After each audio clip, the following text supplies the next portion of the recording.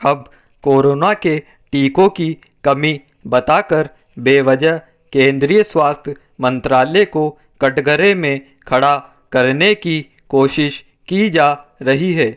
विचित्र है कि यह विवाद वे लोग भी खड़ा कर रहे हैं जो पहले इस टीकाकरण अभियान का विरोध कर रहे थे। दिल्ली, राजस्थान और महाराष्ट्र की सरकारों ने केंद्रीय स्वास्थ्य मंत्रालय से मांग की कि वह 18 वर्ष तक की आयु वर्ग के लोगों को टीकाकरण अभियान में शामिल करे ताकि अधिकतम लोग इसका लाभ उठा सके। इस पर स्वास्थ्य मंत्री हर्षवर्धन ने कहा कि फिलहाल टीकों का उत्पादन सीमित है, इसलिए आयु वर्ग तय किया गया है। इसके तहत उस वर्ग के लोगों का पहले टीकाकरण कराया जा रहा है जो अधिक जोखिम में है। जब तक प्रचुर मात्रा में टीके उपलब्ध नहीं हो जाते तब तक यही व्यवस्था लागू रहेगी। मगर कुछ विपक्षी दलों ने इसे टीके की कमी का मुद्दा बनाकर सियासी लाभ उठाने का प्रयास तेज कर दिया। यह समझ से परे है कि इन विषम परिस्थितियों में ऐसे मसले उठाकर विपक्षी दल क्या हासिल करना चाहते हैं, जबकि उनसे अपेक्षा की जाती है कि इस कोरोना महामारी से लड़ने में सहयोग करें, न कि नाहक लोगों में भय का माहौल पैदा करें।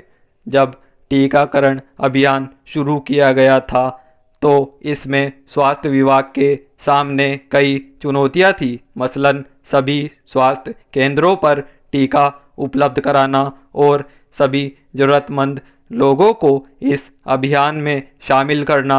इसलिए सबसे पहले इस संक्रमण से पार पाने के लिए अगली कतार में खड़े लोगों को लगाने का नियम बनाया गया था।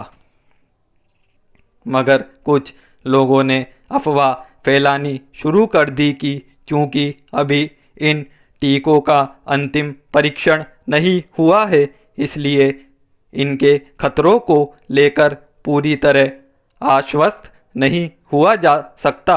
देश की पूरी आबादी को इसे परीक्षण के तौर पर लगाया जाना खतरनाक हो सकता है।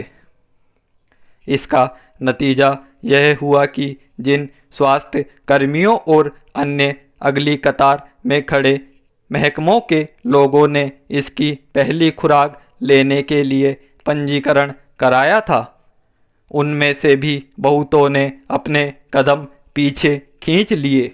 इससे लोगों में भ्रम फैला और लक्ष्य से कहीं कम लोग टीकाकरण के लिए आगे आए। इसके चलते रोज टीके की बहुत सारी खुराक बर्बाद गई, जबकि हकीकत यह है कि तय आयु वर्ग के लोगों के लिए हर टीकाकरण केंद्र पर पर्याप्त मात्रा में टीके उपलब्ध हैं। केंद्रीय स्वास्थ्य मंत्रालय इस बात को लेकर कई बार चिंता जता चुका है कि टीकाकरण अभियान में कुछ राज्यों का अपेक्षित सहयोग नहीं मिल पा रहा है। अब दुनिया भर की संस्थाएं मान चुकी है कि भारत में कोरोना टीकाकरण अभियान सबसे तेज गति से चल रहा है। इसके बावजूद महाराष्ट्र सरकार का कहना है कि उसे हर हफ्ते 40 लाख टीकों की जरूरत है, पर उसके पास सिर्फ 14 लाख टीके बचे हैं। केंद्रीय स्वास्थ्य मंत्रालय का कहना है कि जो राज्य सरकारें टीकों की कमी का आरोप लगा रही है, वे खुद अपने स्वास्थ्य कर्मियों को टीके लगवाने में सफल नहीं रही है। महाराष्ट्र में अब तक सिर्फ 86% स्वास्थ्य कर्मियों को टीके लगाए जा सके हैं।